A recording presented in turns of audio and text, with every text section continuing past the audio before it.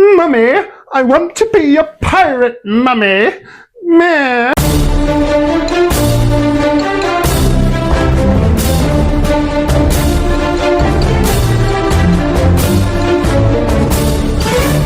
What's up, Internet Adventurers? Welcome back to Cool Pirates That I Like. Today we are talking about Stede Bonnet, the gentleman pirate, who was not very cool. No, he was a big nerd. Stede Bonnet was a spoiled rich guy who essentially used his money to buy his way into piracy, which is unusual. Mummy, I want to be a pirate, Mummy. Meh, Mummy. I'm just kidding. His mom's dead. But his dad was rich, and one day he just decides he's going to use daddy's money to become a pirate, because he read a bunch of pirate novels and got inspired. It's like if I watched all the Indiana Jones movies, and then I was suddenly like doopy doopy doopy doo, I have this hat now, therefore I am real archaeologist. I don't have to go to school or get any experience. Why did it have to be snakes? I hate snakes. No one knows his true motivations. Maybe he was having a midlife crisis. Maybe he had marital problems. Or maybe it was just the call to adventure to escape his life of wealth and riches and comfort. Yes, it sounds terrible for him. The guy even hung out with Blackbeard. So what did the piratiest pirate who ever pirated see in this pretender? Well, we'll find out. Let's talk about Stede Bonnet. So Stede Bonnet was born in Barbados in 1688, and he was the son of a wealthy sugar plantation owner. And he grew up reading books and magazines and newspaper articles about the pirates who were active during this time. However, as we know, a lot of these accounts were exaggerated by authors like Willem Dafoe, Daniel Defoe. Although I would read a pirate novel written by Willem Dafoe. Anyway, so when his father eventually died, he inherited the large sugar plantation and all the wealth that came with it. And so he found himself a wife, Mary Allenby. Allenby. He married Mary, and they had 4 kids, 3 sons and a daughter. It was around this time that he served for a short period in the Barbados militia, whose main job was to prevent slave uprisings and capture any of the slaves who tried to escape. Surprise, surprise, the wealthy landowner wasn't very progressive about slave ownership. But serving under the militia, he would reach the rank of major, and he would insist on being called major for the rest of his life, as opposed to captain or admiral like other pirates would choose to be called.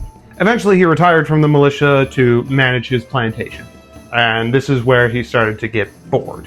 I don't know, maybe he thought being rich and having all your needs catered to was just too easy. That's just awful! How terrible! Oh no! Also, it's believed that Mary was a very nagging wife, probably because her husband just sits around all day reading books instead of helping. I don't think it's going too far to say that Mary probably did most of the management and running of the plantation, because Stede Bonnet was not very good at managing anything, as we'll see. So he would spend his days in his library reading these trashy pirate rags that he would get, and he would form this idea of what pirates were. Probably very similar to the idea we have nowadays, based on media, not reality. Some people say he might have had a mental illness, especially because he really deteriorated near the end of his life. But stuff like that wasn't really well documented back in the day, so we don't know for sure what he had, or if he had anything at all. Maybe a touch of the tism. Look who's talking. Which, yeah, if you're a grown-ass man, you spend all your time reading pirate books and obsessing over pirates. Maybe. But whatever it was, he heard the call of the sea, and soon set out for a life of piracy. So, instead of having a normal midlife crisis by, like, getting a fancy car, or a motorcycle, or a mistress, Stede Bonnet decided that he wanted to go out pirating. Fair. So he went out and bought a boat, which is unusual. Usually a pirate would capture a ship. But Stede wanted to be a fancy boy. He purchased a 60-ton sloop that he would name the Revenge. Pretty cool. Probably took inspiration from pirate novels. but not from Blackbeard's ship, because Blackbeard hadn't got the Queen Anne's Revenge yet. In fact, he might have taken inspiration from Bonnet on that point, which is cool. So it wasn't really weird for him to buy a ship, because rich people did shit like that all the time. They would buy big fancy boats, and they would go out on cruises. But people started to notice when he equipped it with 6 guns, which doesn't sound like a lot to me, but it was a sloop, so it wasn't huge. He hadn't told anybody about his plans to start a life of piracy. Not his wife, not his friends, or his family. So in the spring of 1717, when the Revenge just vanished, people were surprised. See, most pirates would earn their captaincy by being a part of a pirate crew, capturing a ship, and then being voted as the captain of that ship. Now, that could mean he's part of a larger fleet or armada, as some pirates had, or sometimes they would go off on their own, but not in Stede Bonnet's case. Stede Bonnet bought a ship, and he hired a crew, and instead of paying them out of the treasure taken, he paid them a weekly wage, which initially drew about 70 sailors to his cause. He had a crew of 70 men who at first enjoyed the stability of the weekly pay, because normally pirates are kind of like freelancers. They don't know when their next big score is coming. But on the flip side, the potential for earning is much, much greater. So some of his crew was getting a little miffed that they weren't getting those big payouts. And not to mention, he basically told his crew, I don't know what I'm doing. I've never pirated before. I've never sailed before. So he relied really heavily on his crew's expertise and prior experience, which made it even harder for them to respect him, because he couldn't give orders. He actually relied on his quartermaster to command the ship, which made it really hard for his men to respect him. Oh, brother, this guy stinks! But with the help of his experienced crew, he was able to capture and loot several ships along the coast of America, like Virginia, the Carolinas, and New York. And any ship from Barbados that was going to or coming from, he would capture and he would burn it, because he didn't want news of his criminal activities getting home to his wife and children, which was also weird for pirates at that time, because most of them just didn't give a shit, right?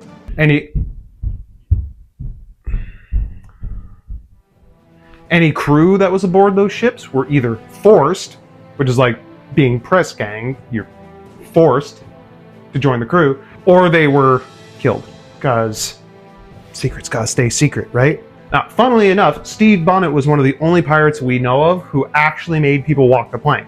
Not because it was effective or anything, because he read it in pirate novels and thought that's what real pirates did. I'm sure his crew were just rolling their eyes every time he's like, bust out the plank, gents. Dude, just stab him and throw him over the side. Why waste time? But Stede was a fancy man.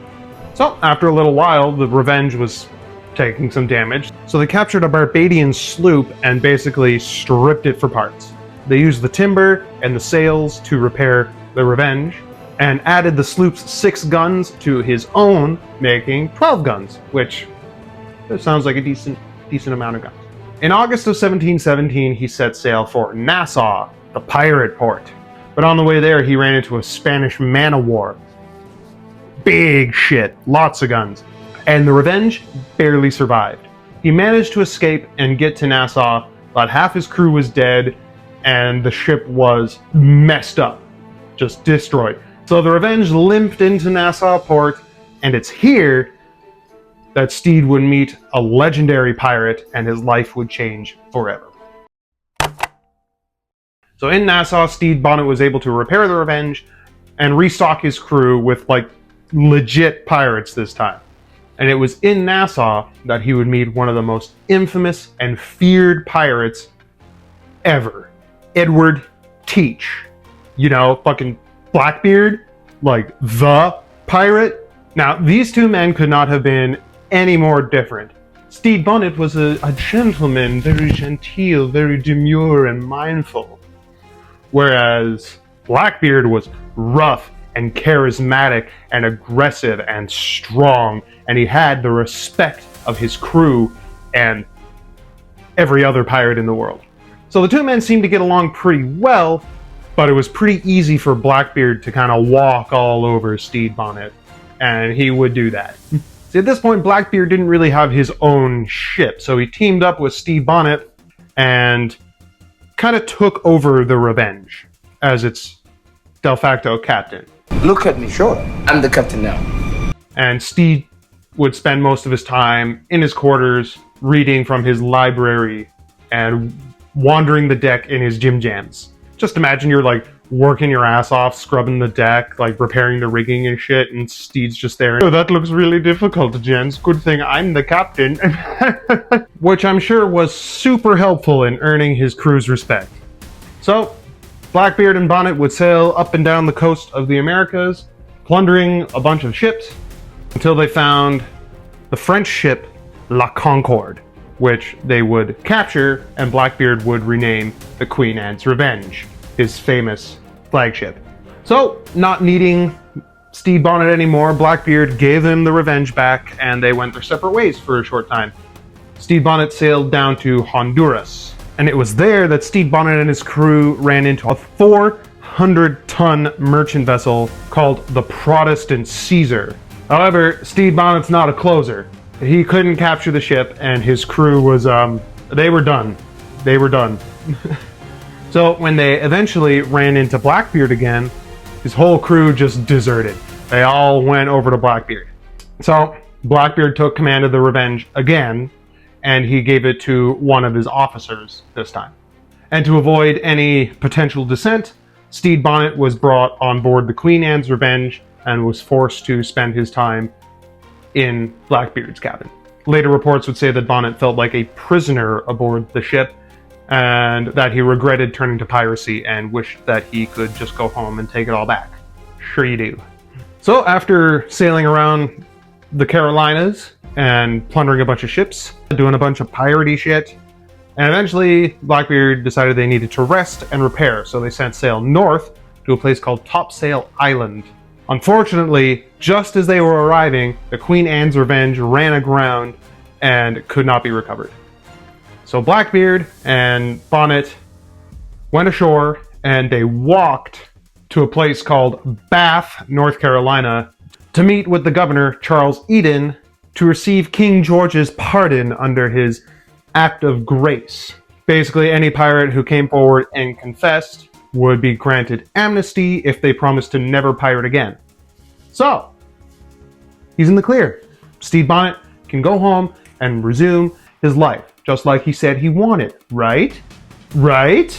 Well, I guess he was full of shit when he said that. As soon as he was cleared of all charges, Stede Bonnet decides to sail south to the Caribbean colony of St. Thomas, where he would ask the governor there for a letter of marque. Basically, a license to pirate. License to pirate. So that Bonnet could start privateering legally. But he wouldn't get that far. When Stede got back to the Revenge, intending to set sail, he found that Blackbeard had got there before him, looted it, took most of his crew, and sailed off without him. Bloody pirates! Kind of a dick move. And Bonnet even found a bunch of dudes that he just marooned on a sandbar because they were either too many crew members or they were not happy with what he had done to Stede Bonnet. So Stede Bonnet finds these 17 men marooned on a sandbar, and one of them tells him where Blackbeard's gonna be, a nearby atoll or something. So they head there, but they had missed Blackbeard by like a couple hours, and they just weren't able to catch him again. So that scene in Pirates when Commodore Norrington is like, oh, we can give him a 1 day's head start. Well, I think we can afford to give him 1 day's head start. No, you can't. They'll get away. No wonder he got fired. That's a stupid move. They could go anywhere. You can get so far away in a day. Anyway, so on his way down to the Caribbean, Stede Bonnet still needed supplies and shit because Blackbeard stole all of his and opted to get those by pirating.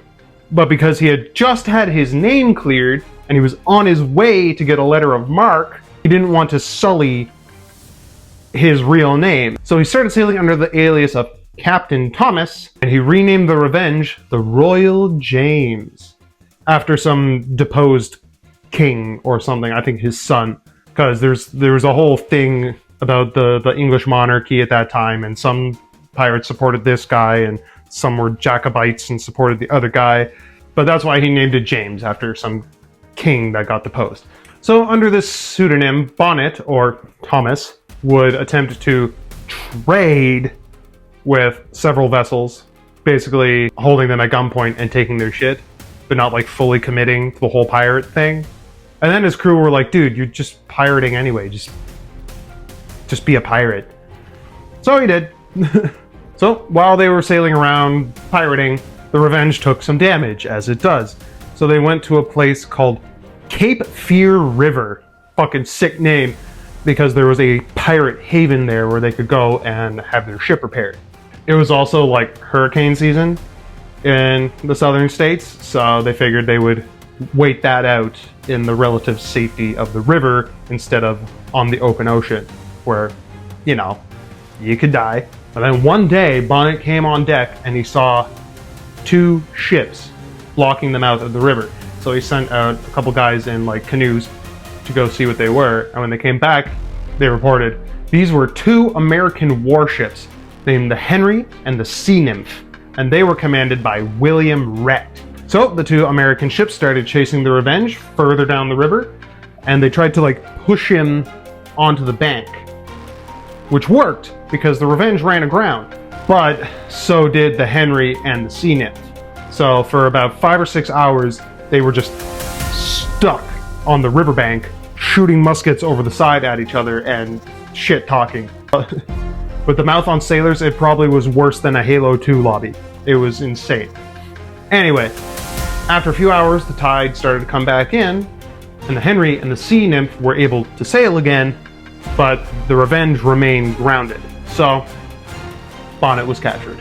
Bonnet surrendered unconditionally, because he's a little baby man, and was taken by Rhett to Georgetown to await his trial.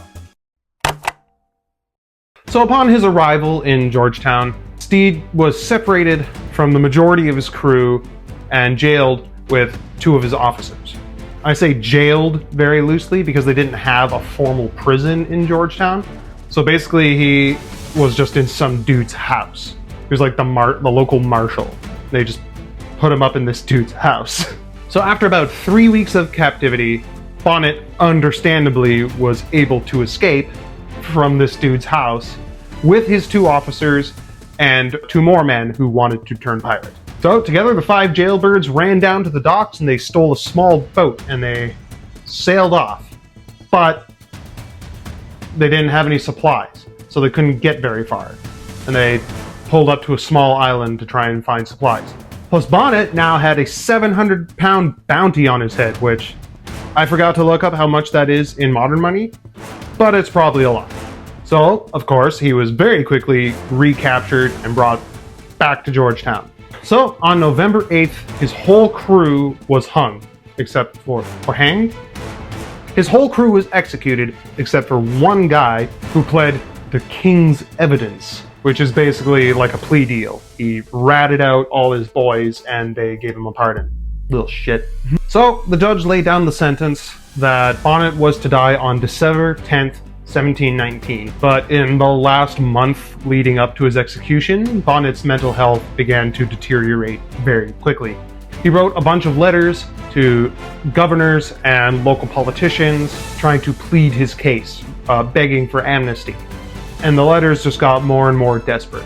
And hybristophilia must have been a thing back in the day because the local women were the most vocal about sparing his life. Stede Bonnet was executed on December 10th. His body wasn't gibbeted or anything. They cut him down and they buried him with the rest of his crew in a fucking bog with no markers. Maybe they're bog bodies now. That would be cool to go find like a mummified pirate from like 200, 300 years ago. Bog bodies. And that, my friends, was the life and the adventures of Stede Bonnet, the gentleman pirate. Or the spoiled rich boy midlife crisis pirate. Tomato potato. And even though he got to hang out with Blackbeard, they weren't really bros. Blackbeard was just kind of using this spoiled rich boy to get shit. Because, yeah, Stede Bonnet was a poor excuse for a pirate, and is probably what most of us would be like if we ever got thrown aboard a pirate ship. Just completely lacking in knowledge about how anything works except for what we have seen in pirate media. But let's not pretend that we can't sympathize with that urge to leave our 9-to-5 jobs to find something more exciting and adventurous and sail the high seas in pursuit of freedom and adventure. I think we can all appreciate that, but there is a certain level of skill that comes with doing shit like that, which Bonnet just didn't have.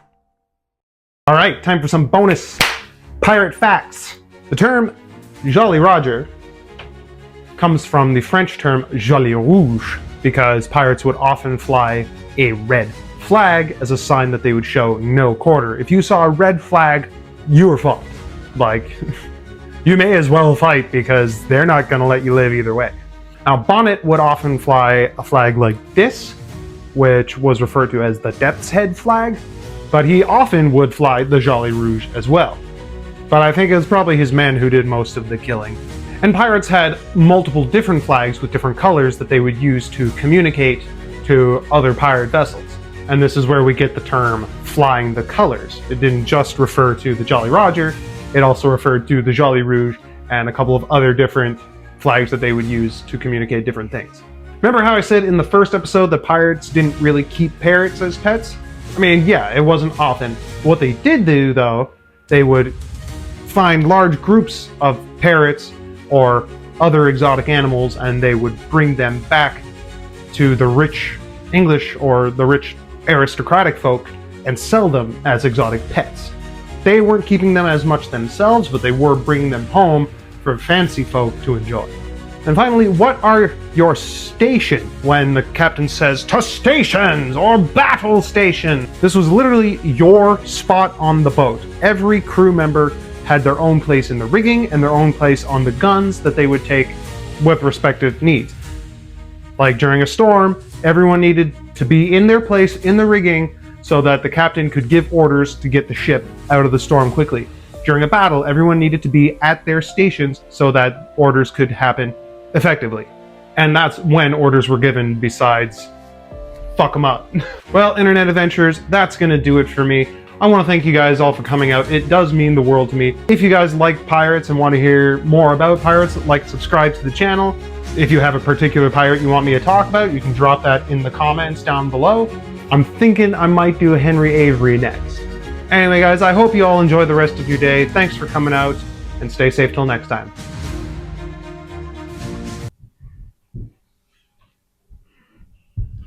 As soon as I start, eh? I don't know what she does up there. I think she likes to run sprints. But it's always as soon as I turn the camera on. She's right there. Right there. Whatever, I'm just gonna have to be louder. So, I'm taking a piss. Fuck this.